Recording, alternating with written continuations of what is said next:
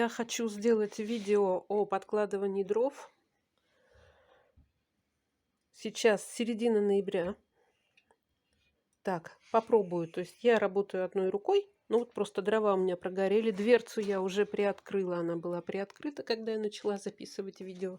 Сейчас я ее медленно открыла для того, чтобы открывание дверцы создает поток воздуха. И если ее открывать быстро, то дым пойдет в комнату. Вот я отгребаю. Это у меня сосна была. Ух, искрит как красиво. Отгребаю от задней стенки угли. Кладу туда полено. Его можно так-то класть не корой вниз, а повернуть сейчас. Уже не попробую, наверное, да? Это еще получится. Вот. Это я испытываю технологию подкладывания дров с двумя поленьями. Кладу еще одно полено корой внутрь. И сверху кладу вот такой вот маленький розжиг. Все, у меня весь жар находится внутри. И сейчас буквально через какое-то не очень продолжительное время все это загорится. Я прикрою дверцу. Вот видите, идет этап испарения. То есть пошли вот эти вот дымы белые. Дрова у меня сухие, им почти 2 года они сушились. Я их покупала прошлой осенью. 1,5. Нет, прошлой весной. 1,5 года они у меня сохли, поэтому они точно сухие. Сохли они у меня под крышей, без осадков, проветривая. Сейчас вот этот вот этап испарения пройдет дымов, и, собственно, все это загорится. Для того, чтобы не ждать, можно положить розжиг, и тогда это все пройдет быстрее. Вот. Все загорелось, немножко дымы выбрасываются в комнату, но чтобы этого не было, можно прикрыть дверцу. Даже не сильно, вот так. И тогда топка сама не пустит дым в комнату. Она так сконструирована, это очень удобно.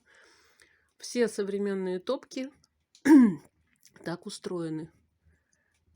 Сейчас огонь наберет силу, дым перестанет идти. Можно будет прикрыть дверцу. А потом через пару минут закрыть вообще. И огонь будет работать сам. Еще что хочу сказать. Когда я подкладываю первую закладку дров, ну это, конечно, экспериментально у меня пока все.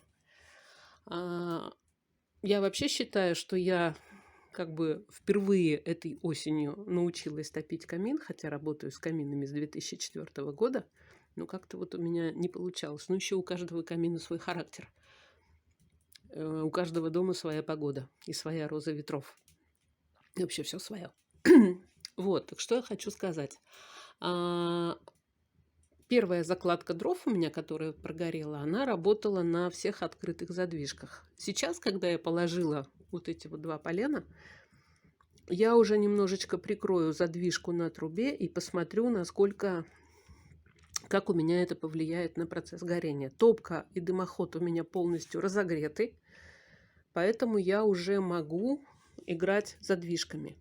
На первом этапе, при первой закладке, я бы не стала играть задвижками, потому что топке надо прийти в рабочее состояние. Она должна прогреться, чтобы температура у нас внутри была та, которая нужна. Вот вы видите, что температурой очищается футировка внутри, она уже беленькая.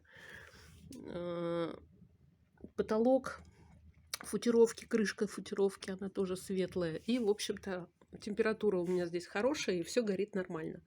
Так, теперь я прикрываю дверцу, и, в принципе, ее уже можно закрыть, потому что огонь горит нормально. Вот она у меня была прикрыта, просто стояла на замке. Сейчас я замок поднимаю и закрываю дверцу. Сейчас, когда немножко разгорится, я уже попробую перекрыть шибер на дымоходе. Огонь горит ровно, все уже происходит, все хорошо, дыма нет. Процесс испарения у нас произошел, и сейчас горят все нагретые газы. Когда у нас газы загораются, это значит, что температура в топке выше 350 градусов. Именно такая температура нужна для того, чтобы все горючие газы вспыхнули. И дальше топка начнет набирать температуру дальше, выше, до своих нормативных 500-600 градусов.